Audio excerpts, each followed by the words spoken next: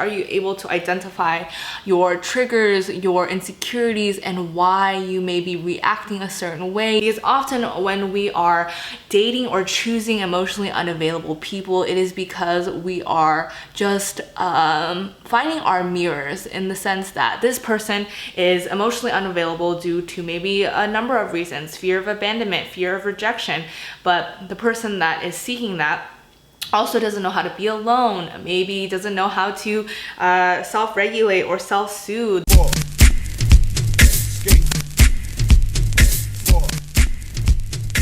Welcome back to the AM with Amy. This is a spin-off series called Why Love is Hard. I'm your lovely host, Amy, and today we're talking about dating emotionally unavailable people. Also, thank you for all your nice comments about my hair. I didn't know that people would love it so much, so thank you. So first off, what are the signs of an emotionally unavailable partner or person?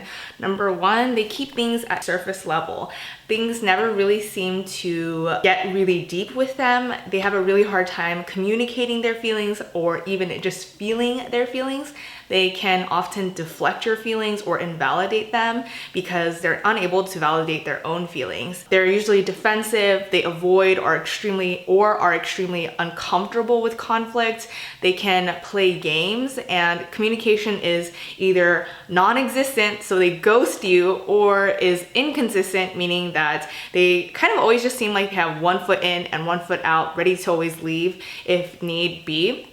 And a relationship kind of seems like a chore to them, or they're just better off alone, or better off even dating multiple people at once. It's really hard for them to open up. They can seem really hard to read, flaky, evasive. Oh, also, before I move on, I found this like neat little Google chart graph. It's so old school. I feel like it was made in like the early 2000s or 90s, but because of the Times New Roman font, it's like a PowerPoint. Anyways, signs of emotional availability. This means your partner has feelings, knows what he or she or they is feeling, are feeling, chooses to share those feelings with you, knows how to express those feelings to you, deals with your feelings with sensitivity, respect, and compassion, factors you into his or her or their life by accommodating your needs.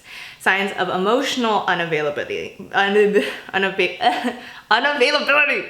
This means your partner has a history of ending relationships at the stage when intimacy develops, is not confident enough to be intimate or commit, unreliable and not there when you need them, physically or emotionally, looks for perfection, then finds flaws to end the relationship, will seduce you to cover up his or her or their feelings of inadequacy, is inflexible and unwilling to modify his or her or their routine. Now, if you're listening to this, you could very well be the emotionally unavailable person. Throughout the years, I have been on both sides of the spectrum. I feel like early on in my teenage years, up until right before I started getting into therapy and trauma work, I was emotionally unavailable. I was terrified of getting close to people.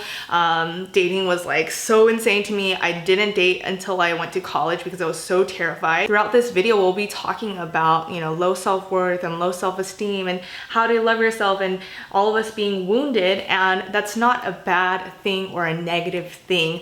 So often I think there's a huge stigma around these things, that there's something to be ashamed of or embarrassed. But in reality, this world is a wounding place. This world is a dysfunctional place. So we're going to have some dysfunction and we're going to be wounded. So it's not a negative or bad thing when we talk about these. It's actually a really empowering, amazing, shape-shifting thing if we can be aware of that, transmute it and heal and become even better, more equipped to handle this harsh, crazy, scary world. This world is a dysfunctional place, but this world is also a highly healing place. So I just want you to keep that in mind when you hear these things and you're have resistance to hearing the things I'm saying, oh, I love myself, or I'm not codependent. Just come with an open mind, because there's absolutely nothing wrong with being those things.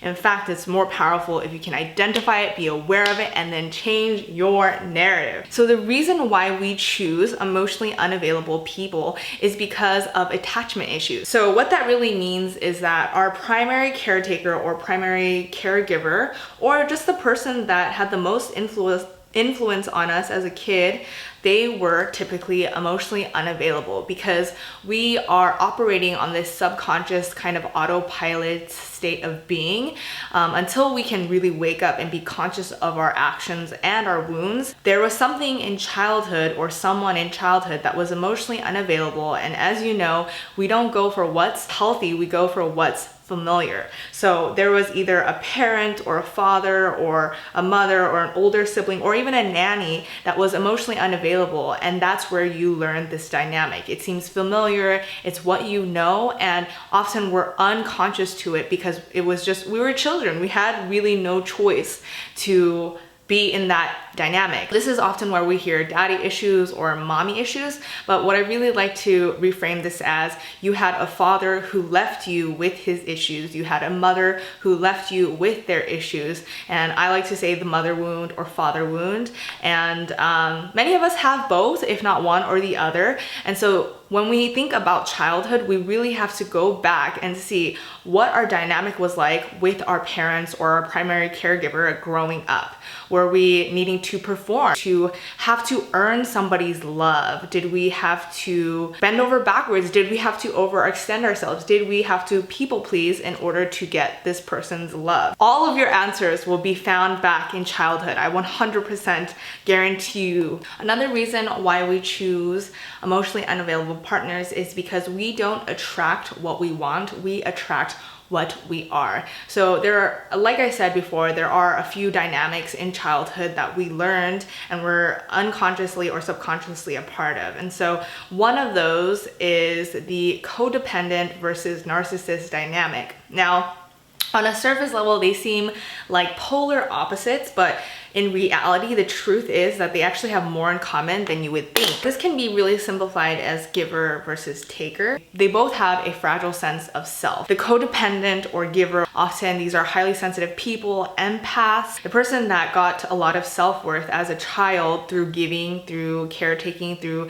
nurturing. They were often a parentified child, meaning having to take care of others' needs before their own. The narcissist or the taker is a person that actually got a lot of self-worth from achieving, accomplishing, or performing in different ways. And so they have like an inflated sense of self-importance, and they are often really entitled. And what the other person has is too much empathy, and the other person lacks empathy. They both have a fragile sense of self, super vulnerable to just even the slightest of criticism. So they enter partnership because they think that this is, you know, we meet each other's needs. What they find later on is that they actually are the most volatile, toxic, and dysfunctional relationships because they're just constantly re-injuring each other. So that brings me to my next point, which is we are not healthy to ourselves.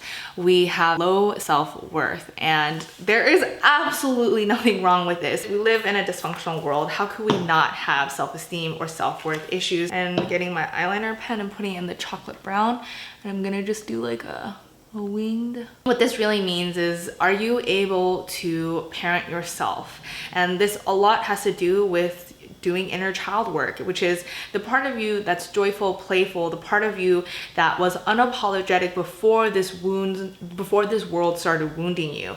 And so that's why inner child work is so important, and that's why I've been on this like journey to really just reclaim her and like reparent her and give her all of the parenting she needed but might not have received. Are you able to identify your wounds? Are you able to identify your triggers, your insecurities, and why you may be reacting a certain way? Do you know how to self-regulate your emotions? Do you know how to self-soothe? Because often when we are dating or choosing emotionally unavailable people, it is because we are just finding our mirrors, in the sense that this person is emotionally unavailable due to maybe a number of reasons: fear of abandonment, fear of rejection. But the person that is seeking that also doesn't know how to be alone, maybe doesn't know how to self-regulate or self-soothe. When you are healthy and when you do know how to be alone and self-regulate and self-soothe, and also when you do start to honor your inner child and reparent yourself, you realize that you will not be attracted to emotionally unavailable partners. They will actually, it's just kind of like being in different lanes completely. Up until you heal and become aware of it, you're kind of just driving in the same highway, but eventually after you heal and do the work and you start to not only identify and are able to spot the emotional unavailability, you will actually just be in a completely different highway, a completely different lane, and they won't be able to merge. You will actually not be attracted to them. You may even be repulsed by them. For example, like if I know how to openly express and communicate my feelings, someone not even texting me back is going to make me feel like not attracted to them at all. Like I just be so turned off by that, right? It's not truly the issue of attracting emotionally unavailable partners, it's that we are attracted to them. And so once you heal and once you get out of that cycle that is honestly just autopilot from when you were as a child, you won't be so attracted to them. Emotionally unavailable people or even overly codependent people, once you start to do the work, they'll just kind of turn you off, and that's when you know the work is really working. So I just did a little bit of like a graphic liner with that brown shadow, just really faintly. The last reason why we choose emotionally unavailable partners is because we are not seeing or listening to the truth the first time. It's the inability to see things clearly.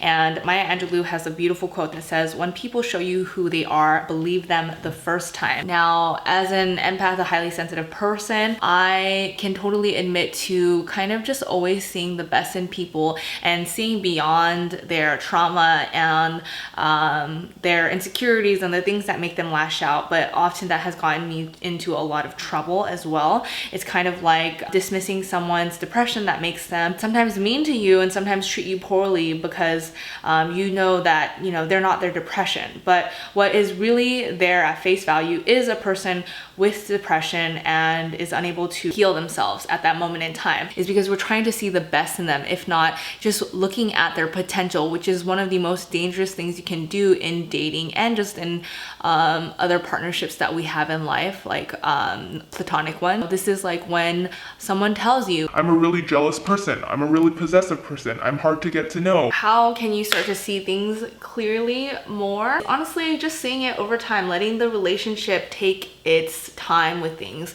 and not just jumping into things because we want an emotional need to be met ASAP because we don't know how to give that to ourselves. So it's just really getting to know someone. Just see someone new and shiny and we're like, oh my god, this person's way better than the last. But often we're just repeating cycles and situations from childhood until we are conscious and until we are able to heal. And healing is ugly. Healing is not fun, beautiful, wondrous work. It can be like maybe at the towards like the end part of it, or towards like, it's like healing is like a cycle, I feel, and so it's really never ending. But one of the parts of healing can be really fun and amazing, but for the most part I feel like healing is difficult work. If it was easy, everyone would do it. Get to know yourself. You are an entire universe. It is not your fault what has happened to you or what you have gone through or how you were raised, but it is your responsibility to heal and choose differently for yourself. So